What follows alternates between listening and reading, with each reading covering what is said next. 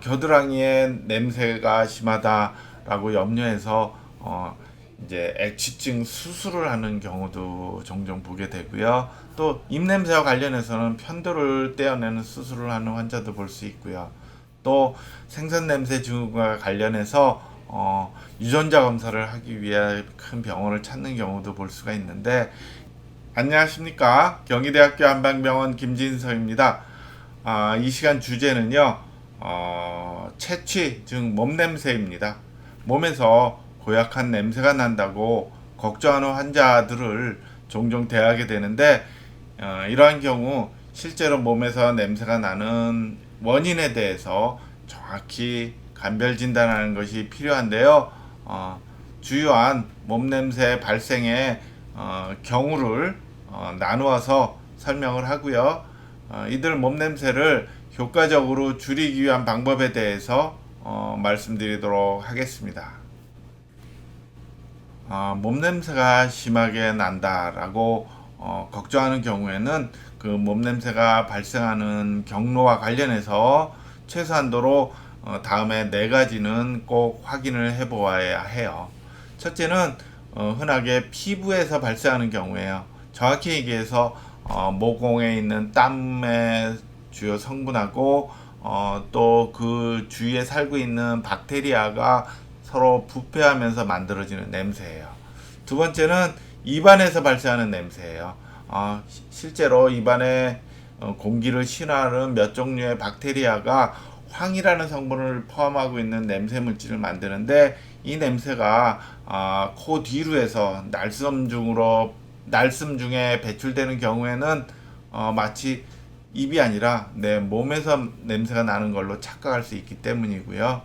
세 번째는 실제로 몸속에서 만들어지는 냄새인데요. 우리 먹은 음식물 중에 특정 성분하고 장내에 살고 있는 세균하고 부패 과정에서 발생한 냄새가 일부는 방귀로 배출이 되고 또 일부는 혈액으로 녹아들어서 간에서 미처 분해가 안 된 성분들이 혈액을 타고, 우리 체순환이라고 해요. 혈액을 타고 온몸을 순환하다가 피부에서 땅구멍을 통해서 배출되는 경우가 이에 해당이 되고요. 마지막으로 일종의 심리적인 영향이 많은 경우가 있을 수 있어요. 이와 관련해서 자세한 내용을 하나하나 알아보도록 하겠습니다. 몸냄새 발생의 첫 번째 경로는 피부에서 만들어진 냄새예요.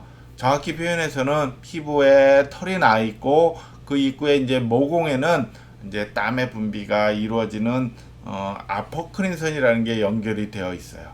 이 아포크린선에 몇 종류의 지방이나 단백질 성분이 포함이 많이 되어 있는데, 이 성분이 배출되는 과정에서 피부에 살고 있는 박테리아하고 부패가 진행이 되면서 냄새가 고약한 지방산이나 몇 종류의 유기물들이 만들어져서 특유의 고약한 냄새가 날 수 있어요. 이런 아포크린선은 보시는 사진처럼 겨드랑이나 또 사타구니에 많이 분포해 있어서 이 소위 말하는 암내와 같은 고약한 몸냄새가 만들어질 수 있는 거죠. 몸냄새 발생의 두 번째 경로는 입안이 해당이 될 수 있어요.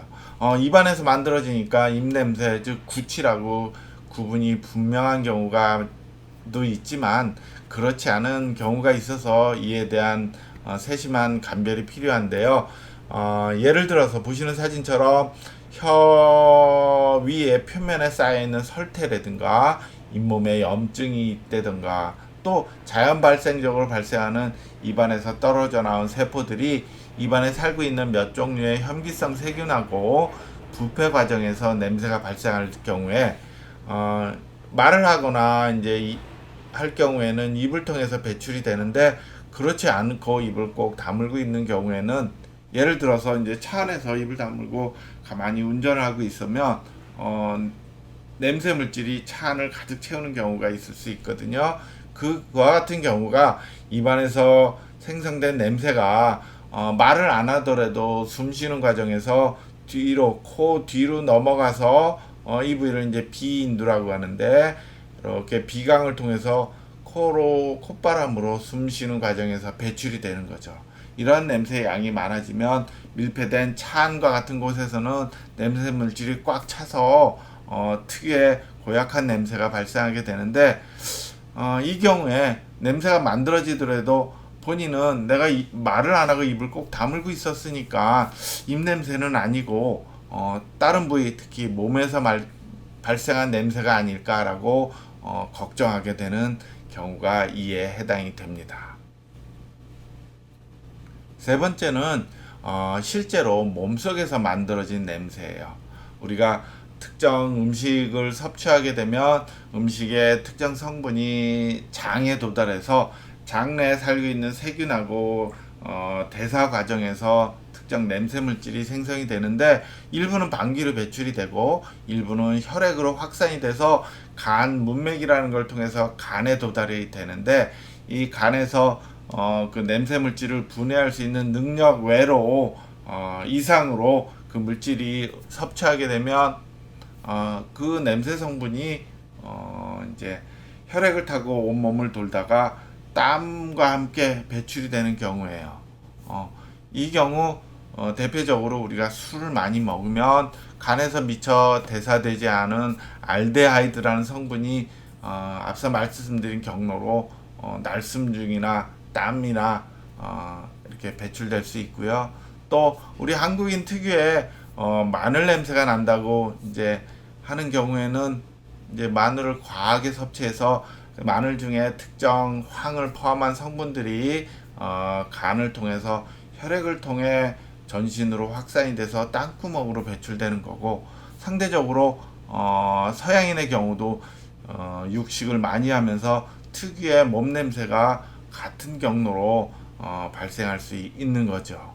이와 같은 경로로 발생하는 특별한 질환 중에 하나가 TMAU라고 해서 생선 냄새 증후군에 해당이 되는데, 이 경우는 먹는 음식물 중에 달걀이나 내장 음식들, 뭐 간, 곱창과 같은 내장 음식들, 또 양배추, 브로콜리, 콩류와 같은 경우에 이제 먹은 음식물 중에 대사산물 중에 콜린이라는 성분이 많이 포함되어 있을 수 있고요. 또 바다 생선의 경우는 트리메틸아민 N 옥사이드라는 물질이 많이 포함이 되어 있어서 이 물질들이 장내 세균하고 대사 과정에서 트리메틸아민이라는 비린내를 유발하는 물질이 생성이 되는데, 정상적인 경우에는 혈액으로 확산이 돼서 간에 도달이 되면 간에서 이를 분해할 수가 있는데, 어떤 원인으로 FMO3라는 유전자가 결여되어 있는 경우가 있어요. 타고난 경우도 있고 후천적인 경우도 있다라고 알려져 있긴 한데, 이 경우에는 간에서 분해가 안 되고 그러한 물질들이 소변이나 땀이나 날숨 중에 배출이 되면서 특유의 비린내가 몸 냄새로 발생할 수 있는 경우이죠.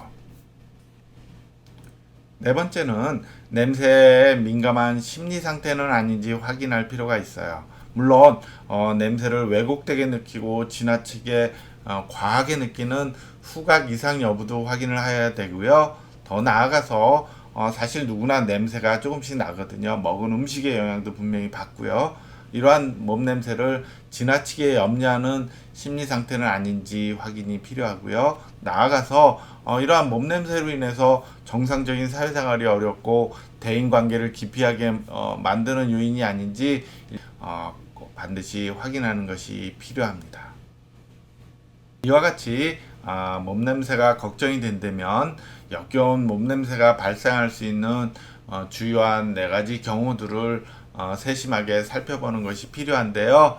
일반적으로 몸 냄새를 줄이기 위해서는 첫째, 피부에서 발생하는 것은 피부에 쌓여있는 특정 냄새를 발생하는 지방산과 세균의 부패 과정에서 생기므로 샤워를 통해서 몸을 청결히 하는 것이 필요하고요. 특히 아포크린선이 발달되어 있는 겨드랑이나 사타구니와 같은 곳에 청결을 잘 유지하는 것이 필요하겠고요. 두 번째는 먹은 음식물 중에서도 땀구멍을 통해서 배출될 수 있는 물질이 있을 수 있는데요. 특히 매운 음식물 중에 황 성분이 많이 포함이 되어 있어서 이러한 설포 황이 많이 포함되어 있는 냄새 나는 음식을 조금은 줄이는 것이 필요하고요. 전혀 안 먹는다기보다 과량 섭취하지 않는 쪽으로 조심을 하는 거죠. 세 번째는 땀을 많이 흘리는 조건이 있는 경우, 예를 들어서 내가 살이 많이 찌면서 비질비질 땀을 많이 흘리고 또 뭔가 흥분하고 과하게 이제 대사 기능이 항진돼 있어서 땀을 많이 흘린다면, 이러한 것을 안정시키기 위한 내 몸의 자율신경의 균형 상태를 잘 유지하기 위한 생활 습관을 마련하는 것이 필요하겠고요. 마지막으로 입에서 만들어지는 냄새 물질을 줄이기 위한 구강 위생 상태를 잘 유지하는 것이 필요한데, 설태도 적절히 제거하고 또 입안에 맑은 침이 잘 나오도록 돕는 것이 중요하겠지요. 마지막으로 몸 냄새를 지나치게 염려하는 환자분들을 보면 일반적으로 겨드랑이에 땀샘을 제거하는 수술도 받는 경우도 있고, 또 입냄새와 관련해서 편도를 제거하는 수술을 하는 경우도 있고, 또 생선 냄새 증후군을 염려해서 유전자 검사를 하러 병원을 찾는 경우도 있는데, 이와 같은 전문적인 시술이나 또 검사 이전에 생활 속에서 간략하게 확인할 수 있는 이러한 방법을 먼저 확인해 보고 전문적인 치료를 하시기를 권하면서 이 시간 마치도록 하겠습니다. 감사합니다.